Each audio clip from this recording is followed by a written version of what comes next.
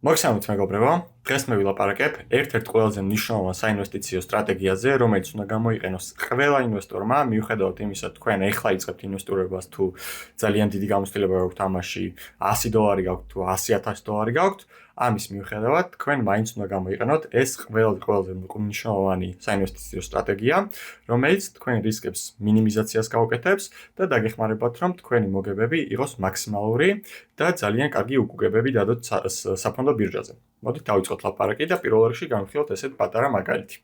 წარმოიდგინეთ, რომ თქვენ ერთ დღეს ჩაგივარდათ ხელში, დავუშვათ $100,000 და ეს $100,000 უნდა ჩადოთ საფონდო ბირჟაზე. როგორ მოიქცეოდით? ამ $100,000 აიღებდით და პირდაპირ მაგალითად S&P 500-ში ჩადებდით ან რომელიღაც ინდივიდუალურ სტოკებზე გადაანაწილებდით, თუ დროთა განმავლობაში ნელ-ნელა დავუშვათ თვეში ერთხელ $100,000 აქციებს ვიყიდით და ამ სტრატეგიას მიმართავდით. თქვენი პასუხი თუ არის, რომ პირდაპირ $100,000-ს ეგრევე ჩადებდით საფონდო ბირჟაში და აქედან ელოდებით ძალიან კარგ უკუგებებს, მაშინ სამწუხაროდ თქვენ არასწორი პასუხი გაიცით ჩემ კითხვას, მაგრამ თუ თქვენი პასუხი იყო, რომ ნელ-ნელა ჩადებდით ფულს დავუშვათ თვეში $100,000 საფონდო ბირჟაზე, მაშინ გილოცავთ თქვენ სწორი სტრატეგია აგირჩევიათ.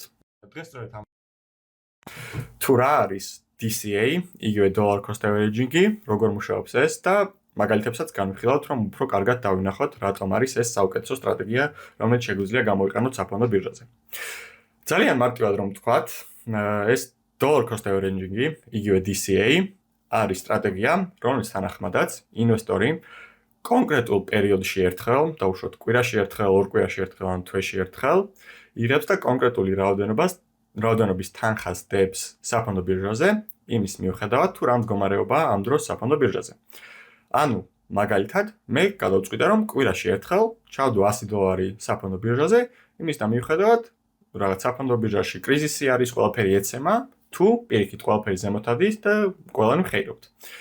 სწორედ ეს არის DCA, ანუ ყველანაირი ემოციის და ყველაფრის მიუხედავად ვიღებთ და ჩვენ მიერ დათქმულ ყოველ დროში ერთხელ, პერიოდში ერთხელ, ჩვენ ვდებთ ჩვენ მიერ დათქმულ თანხას. ეხლა რატომ არის ეს ძალიან კარგი სტრატეგია, მოდი განვიხილოთ უკვე მაგალითებით. პირველ რიგში წარმოვიდგინოთ ესეთი მაგალითი.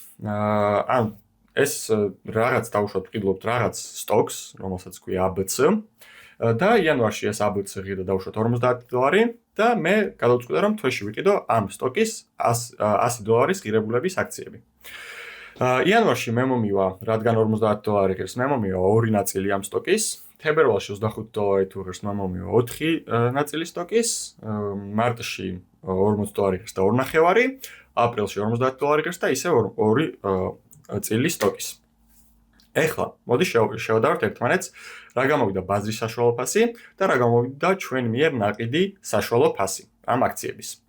ბაზრის საშუალო ფასის დასათვლელად ძალიან მარტივად უნდა შევკრიბოთ ეს ფასები, რამდენადაც ჩვენ ვყიდულობდით აქციებს, ანუ 50, 25, 40 და 50 რო შევკრიბოთ და გავყვოთ 4-ზე, ანუ რამდენჯერაც მოხდა ეს ტრანზაქცია, რაც გამოდის $41.25. ანუ ბაზრის საშუალო ფასი, როდესაც ჩვენ ვყიდულობდით აქციებს, იყო $41.25. ახლა ჩვენი საშუალო ფასიც რომ დავთვალოთ, როდესაც ვიყენებდით DCA სტრატეგიას, გამოდის, რომ ჩვენი ჯამური ინვესტიციები, ანუ $400 უნდა გავყოთ იმ აქციების რაოდენობაზე, რომელიც ჩვენ ჯამში ვიყიდეთ. ჩვენ ამ შემთხვევაში ვიყიდეთ 2+4+2.5+2 აქცია, რომელიც გამოდის 10.5 და 400, როდესაც გავყავთ 10.5-ზე, ჩვენ გამოდის, რომ ვიყიდეთ საშუალოდ $38.1 თითო აქცია.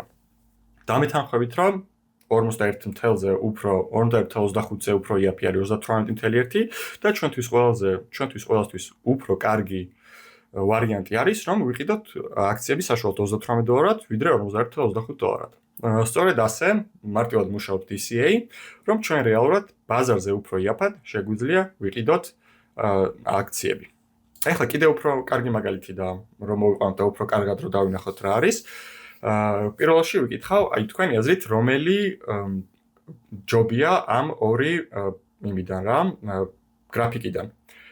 რომელს აირჩევთ თქვენ, რომელი აქციამ როგორ იმოძრაოს, ხო? ანუ ავიდეს ნელ-ნელა სტაბილურად მაღლა, თუ ავიდეს, მერე ჩამოვიდეს და მერე ნელ-ნელა ისევ გააგრძელოს მაღლა სვლა. ძალიან ბევრი ადამიანი ერთ შეხედვით იფიქრებს, რომ აი პირველი გრაფიკი რა თქმა უნდა ჯობია, იმიტომ რომ ხედავ რომ სტაბილურად მაღლა ადის ჩემი რაღაც აქციის ფასები. თუმცა მათემატიკურად თუ შევხედავთ, ახლა დავანახავთ, რომ რეალურად მეორე უფრო კარგი გრაფიკი არის და ჩვენთვის ყველასთვის ჯობია რომ მეორე გრაფიკის ტიპის აქციები ვიყიდოთ. ეხლა რას გულისხმობ? წარმოვიდგინოთ, რომ თვეში $240 აქციებს ვყიდულობთ და თვეში ერთხელ ვყიდულობთ ამ ყველაფერს. პირველ თვეს დავუშვათ $20 ღირდა ერთი აქცია, ჩვენ შესაბამისად მოგვივიდოდა $12, მეორე თვეს თუ 30 ღირდა და მესამე თვესაც 30 მოგვივიდოდა 8 და 8 და ასე მოკლედ რო შეხედოთ გრაფს და თქვენთან უკვე რო გაყვეთ ლოგიკურად, ნახავთ რომ ჯამში გამოგვივიდა 62 აქცია ვიყიდეთ, რომლის ერთი აქციის ფასი დღევანდელი დღის მდგომარეობით არის დავუშვათ $60. რაც გამოდის რომ ჯამში ჩვენი ფული გახდებოდა $3720. ახლა რო შეხედოთ მეორე გრაფიკს, ნახავთ რომ ისევ იგივენაირად ეს აქცია დაიწყო და თავიდან იყო $20 ერთი აქციის ფასი, შესაბამისად ჩვენ ვიყიდეთ $12 цალი აქცია, მეორე თვეს $30 გახდა და ვიყიდეთ 8 цალი აქცია, შემდეგ $40 გახდა და ვიყიდეთ 6 цალი, მაგრამ მერე დაიწყო ქვემოთ სვლა ამ აქციების ფასმა. შესაბამისად ჩვენ უფრო და უფრო მეტ ვყიდულობდით, იქიდან გამომდინარე რომ უფრო და უფრო იაფი იყო თითო აქცია. და აი უკვე როდესაც $10 ღირდა ერთი აქციის ფასი ჩვენ მოგვდიოდა ძალიან ბევრი 24 აქცია. მოკლედ ეს ყველაფერი ისევ ჩვეულებრივად რომ ნახოთ და თქვენთან რომ მიყვეთ ამ ლოგიკას, ნახავთ რომ ჯამში ამ იგივე პერიოდის განმავლობაში, 10 თვის განმავლობაში ჩვენ ვიყიდეთ არა 62, არამედ 152 აქცია, რომლის ერთი აქციის დღევანდელი ღირებულება, ნუ აქ ეს უბრალოდ უფრო მაღლა უნდა იყოს, მაგრამ დავუშვათ ერთი აქციის ღირებულება არის $30, რაც გამოდის რომ ჩვენი ჯამური ასეტები არის $4260. ანუ ერთი და იგივე პერიოდში ჩვენ ერთი შეხედვით რომ გვეგონა რომ ეს უფრო კარგი გრაფიკი იყო აქციების ვოლატილობისთვის, ნახეთ რომ უფრო უკეთეს გრაფიკი ჩვენთვის არის ის რომ აქციების ფასებმა ჯერ დაიკლოს და ჩვენ შესაბამისად უფრო იაფად ვიყიდოთ აქციები და შემდეგ ნელ-ნელა დაიწყონ ზრდა. გადავიდეთ კიდევ ერთ ძალიან მნიშვნელოვან საკითხზე, თუ რატომ არის DCA მნიშვნელოვანი. და DCA მოკლედ გვეხმარება ჩვენ სამი ძალიან მნიშვნელოვანი და ადამიანური ემოცია დავძლიოთ. ეს არის შიში, სიხარბე და პარალიზი. და ეხლა ნახავთ რას გულისხმობთ აქ.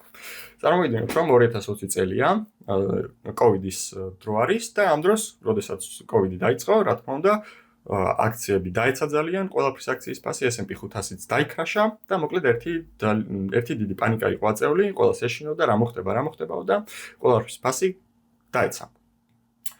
მოკლედ, პირველ რიგში, ამით, როდესაც ჩვენ ყოველ პერიოდში გადავწყვეტთ, რომ რაღაც კონკრეტული რაოდენობის თანხა ჩავდოთ სააქციო საფონდო ბირჟაზე, ჩვენ უგულობელყოფთ ყველანაირ დაცემებს და ქრეშებს. რას გულისხმობ ამაში? ანუ თუ დაიწყებოდა მაგალითად კოვიდის ქრეში 2020 წელს, ჩვენთვის ამას არანაირი მნიშვნელობა არ ექნებოდა. ჩვენ მაინც გავაგზავნებდით კვირაში ერთხელ დავუშვათ $100 აქციების ყიდვას და როდესაც ჩამოვიდოდა 2200 S&P 500-ის ინდექსი, ჩვენ უშიშრად ძალიან სტოიკურად გავაგრძელებდით ამ აქციების ყიდვას.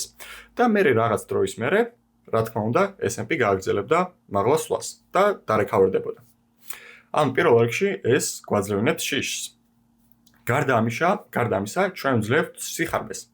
წარმოვიდგინეთ, რომ აი ისევ კოვიდის პერიოდია და ვიღაც ადამიანი უყურებს უკაცრავად კოვიდის ქრეშს და ფიქრობს, რომ აი თუ 2000-ზე ჩამოვა S&P 500 ინდექსი, მაშინ ვიყიდი აქციებსო.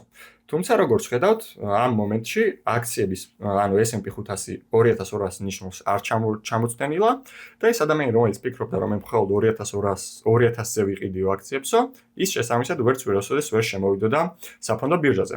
რაც გულისხმობს იმას, რომ ვერ ნახავდა იმ უკუგებებს, რაც შეიძლება ენახა ამ ბოლო 5 წლის განმავლობაში, 5-6 წლის განმავლობაში. მესამე ეს არის პარალიზი, როდესაც ადამიანმა ზუსტად არ იცის, როდის უნდა შევიდეს საფონდო ბირჟაზე.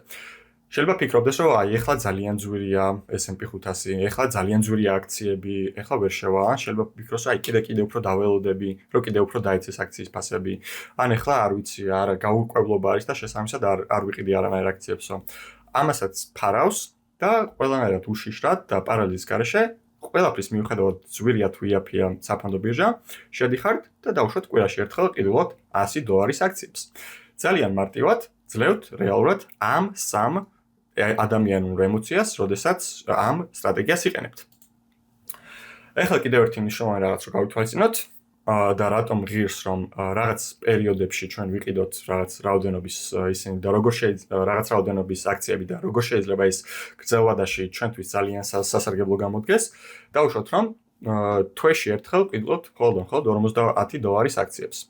და ასევე დავუშვათ რომ წლიური 10%-იანი უკუღებას გვიჩვენებს საფონდო ბირჟა.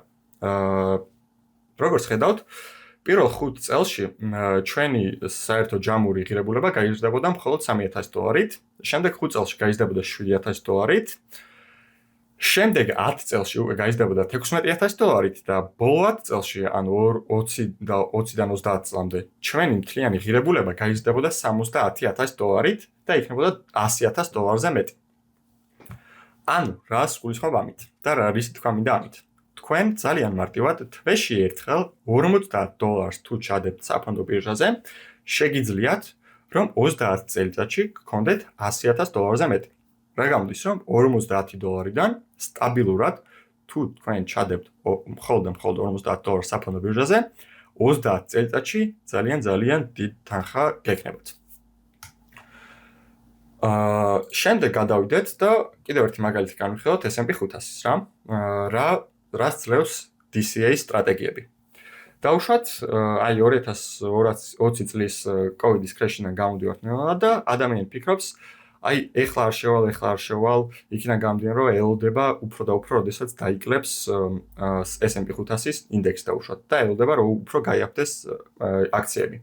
ელოდება, არაპირებს არ შემოდის და გამაზა პირველი DP დავუშვათ, აქ გამაზა კიდევ ერთი DP, აქაც გამაზა DP და ანუ ელოდება რომ უფრო და უფრო ჩავიდეს საფონდო ბირჟა, მაგრამ რას ხედავთ? საფონდო ბირჟა წლების განმავლობაში პირიქით მაღლა ადის. შესაბამისად ეს ადამიანი ძალიან ბევრ უკუგებას კარგავს იმით რომ ეს შიში აქვს, რომ ვაიმე ის შიში არა, პარალიზი აქვს უпроსტորად რომ ეხლა არ შევალ, უფრო დაიცემა და რა გამოდის რომ ამ 5 წლის განმავლობაში S&P-მ გვაჩვენა 70%-იანი უკუგება და მან ეს 70%-იანი უკუგება იმ ადამიანმა რომელსაც გავწვდა რომ არ შემოსულიყო საერთოდ საფონდო ბირჟაზე დაკარგა. ხო, მოკლედ ეს არის ეს დღევანდელი მაგალითი და რეალურად ასე ხდება ხოლმე ძალიან ხშირად და როგორც უკვე აღვნიშნე, აი ამ პრობლემას ჭრის ძალიან მარტივად DCA. საბოლოოდ მინდა ვთქვა, ერთ-ერთი ყველაზე დიდი და მნიშვნელოვანი გამონათქვამი, რაც კი არსებობს საფონდო ბირჟაზე, ეს არის timing the market beats timing the market. ზუსტად ვინ თქვა ეს პირველმა არ ვიცი, კენ ფიშერმა თუ არა, თუმცა რას გულისხმობს ახლა ეს გამოთქმა? მე თუ ვცდილობ, რომ აი მარკეტი გამოვთვალო ზუსტად რა დროს დაეცემა, რა დროს ავაზევით და რა მოხდება მოკლე ვადაში, მე ყოველთვის ვიქნები წაგებული. რატომ? იმიტომ რომ არავინ არ იცის რა მოხდება მოკლე ვადაში, არავინ არ იცის მარკეტი როდის არის თავის მინიმუმზე და როდის არის ეგრეთ წოდებული საუკეთესო დრო საყიდლად. არავინ ასევე არ იცის რა არის ის დრო, როდესაც არის ყველაზე მაღალ დონეზე მარკეტი, ან რო ფიქრობს ვიღაცა რომ აი ახლა ამაზე მეტი ვეღარავა და მაშასა და მე ახლა გავყიდი და ახლა გამოვალ ჩემი ინვესტიციებიდან და ახლა ავიღებ მოგებებს. ესეც არავინ არ იცის, იმიტომ რომ შეიძლება თქვენ გიგონოთ რომ რაღაც პიქს მიაღწია მარკეტმა, მაგრამ გააგრძელოს ზრდა. შესაბამისად ეს რადგან არავინ არ იცის და მომავალს ვერავინ ვერ ხედავს, უბრალოდ უფრო მარტივია და უკეთესი არის, რომ თქვენ მარკეტი კი არ მოიფიქროთ, როდის რა მოხდება. არამედ უბრალოდ მიყვეთ მარკეტს, იყოთ მარკეტში სტაბილურად, ჩადოთ კონკრეტული რაოდენობის თანხა კონკრეტული პერიოდების განმავლობაში, რაც უზრუნველყოფს იმას, რომ თქვენ არანაირი ემოციები და არანაირი ჩართულობა არ გექნებათ მარკეტში და ძალიან სტოიკურად, ცივი გონებით, მათემატიკურად შეხედავთ მარკეტს და მისცემთ უბრალოდ დროს, საშუალებას რომ გააკეთოს ის, რასაც დრო აკეთებს. და გიბრუნოს ძალიან კარგი უკუგებები და ძალიან კარგი მოგებები გაჩვენოთ მომავალში. სწორედ ამას გულისხმობს, რომ timing the market beats timing the market. არ ცადოთ მოკლედ რომ გამოითვალოთ როდის რა მოხდება, მიყევით მარკეტს, იყავით მარკეტში სულ და დროთა განმავლობაში თქვენ იმაზე მეტ წარმატებას მიაღწევთ, ვიდრე თქვენ ახლა გგონიათ. სულ ის იყო მოკლედ მეგობრებო დღევანდელი ვიდეო. იმედია მიხვდით თუ რატომ არის ძალიან მნიშვნელოვანი dollar cost averaging-ი, რატომ არის მნიშვნელოვანი რომ ჩვენ ძალიან თანმიმდევრულად და კონსისტენტურად ვიყოთ მარკეტში, არ გამოვიდეთ მაშინას კი, როდესაც მარკეტი შეიძლება ქვემოთ მიდიოდეს და ან თუნდაც ზემოთ ადიოდეს და ვნახავთ რომ გრძელ ვადაში ჩვენ ძალიან წარმატებული ინვესტორები გავხდებით. მადლობა ყურებისთვის. გამოიწერეთ ჩემი არხით და ლაიქეთ აუცილებლად ეს ვიდეო და მომავალ ვიდეოში აუცილებლად შევხვდებით. ნახვამდის.